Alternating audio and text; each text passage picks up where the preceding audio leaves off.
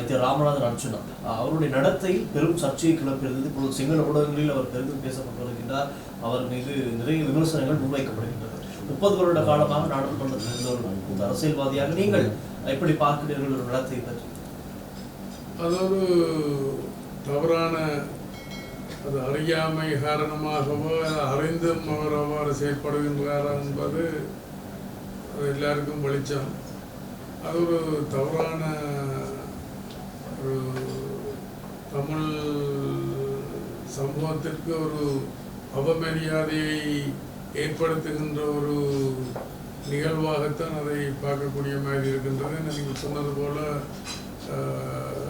தென்னிலங்கை மக்கள் மாத்திரம் இல்லை, வட இலங்கை மக்களும் அதை இட்டு ரொம்ப ஒரு வட்டி தலைகூடுகிற அளவுக்கு அது நடந்திருக்கிறதாகத்தான் கருதப்பட்டிருக்கின்றார்.